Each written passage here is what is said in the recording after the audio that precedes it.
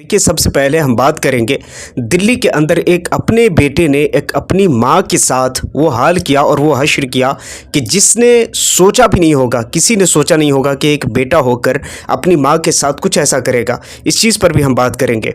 वहीं पर बात करेंगे एक चर्चित यूट्यूबर एल्विश यादव, उसके घर पर आज सुबह के टाइम पे फायरिंग होती है। हम थोड़ा सा बात करेंगे। उत्तरकाशी और किश्तवाड़ की तरह एक और बादल फटने की वजह से बहुत बड़ा हंगामा और बहुत ज़्यादा भारी नुकसान। इसी के साथ हम ये भी बात करेंगे कि इलेक्शन कमीशन ऑफ इंडिया, उसका आज प्रेस कॉन्फ्रेंस था, उसमें क्या बातें हुई, उन चीज़ों पर हम बात करेंगे। लेकिन सबसे पहले हम बात करते हैं दिल्ली के अंदर 60 साला माँ के साथ 39 साल के बेटे ने किस तरह दरिंदगी और हैवानियत की। अपनी सगी माँ के साथ उसने वो जुल्म और वो ज़्यादती की जिसका किसी ने सोचा तक नहीं होगा। इस दुनिया में माँ से बड़ा पाक और पवित्र रिश्ता मुझे नहीं लगता है कि कोई भी दूसरा हो सकता है।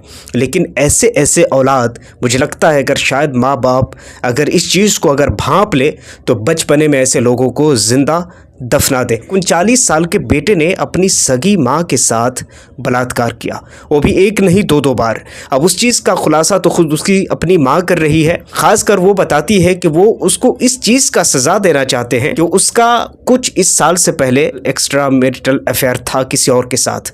तो इसका ये मतलब तो नहीं होता है कि अगर एक्स्ट्रा मैरिटल अफेयर था भी तो बेटा होकर के कोई इस तरह की बलात्कारी और इस तरह का कोई काम करे। प्रशासन ने उसको दबोचा है और मैं तो चाहूँगा कि ऐसे दरिंदों को जितनी सख्त से सख्त हो सके सज़ा मिलनी चाहिए। एक बड़ी खबर, और ख़बर ये है कि एल्विश यादव, उसके घर पर सुबह राउंड फायरिंग की गई है। रिपोर्ट के हवाले से ये बताया जाता है कि एल्विश यादव खुद तो घर पर नहीं थे और उनकी जो माता हैं वो घर पर थीं, लेकिन एल्विश यादव खुद तो घर पर नहीं था।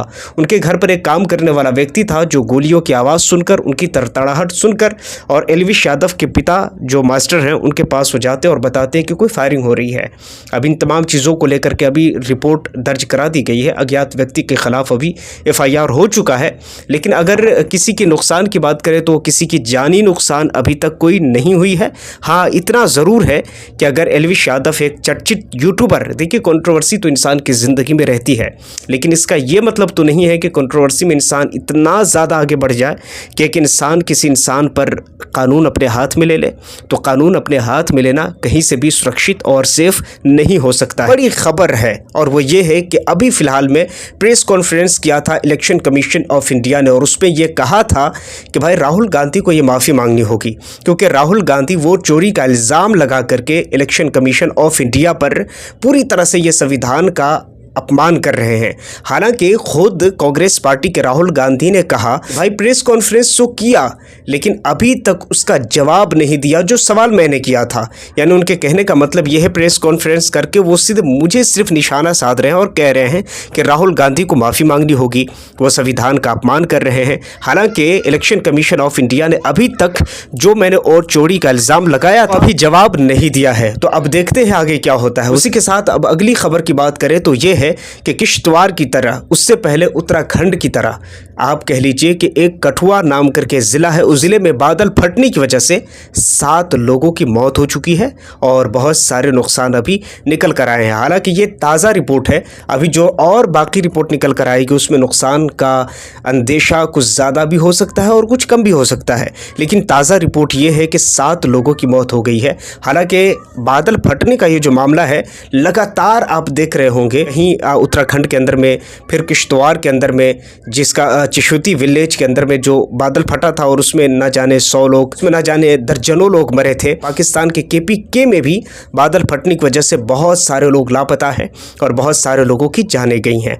तो ये जो बादल फटने वाला जो मामला है, इस चीज़ पर मुझे लगता है कि खासकर कोई ऐसा निर्णय लिया जाना चाहिए जिनकी वजह से वो लोग जो खासकर पहाड़ों में रहते हैं, वो लोग जो वादियों में रहते हैं, उनके लिए कुछ न कुछ सिस्टम बन सके और उनकी जानों की रक्षा हो सके। अब देखिए सरकार इस चीज़ पर क्या एक्शन लेती है ये हम देखेंगे। अगर कोई ऐसा एक्शन अगर आता है तो हम उस चीज़ पर बात करेंगे। रिपोर्ट अगर अच्छी लगी हो तो आप ज़रूर एक लाइक कर सकते हैं और वीडियो को जितना हो सके अपने दोस्तों रिलेटिव के साथ शेयर कर दीजिए। अपना बहुत सारा ख्याल रखिए। पहली बार अगर आए चैनल पे तो चैनल को ज़रूर सब्सक्राइब कर लीजिए, बेल आइकन को प्रेस कर लीजिए। अपना बहुत सारा ढेर सारा ख्याल रखिए। वक्त और हालात के हिसाब से मैं मिलता हूँ किसी और वीडियो ऑन टॉपिक के साथ। जब तक के लिए थैंक यू फॉर वॉचिंग।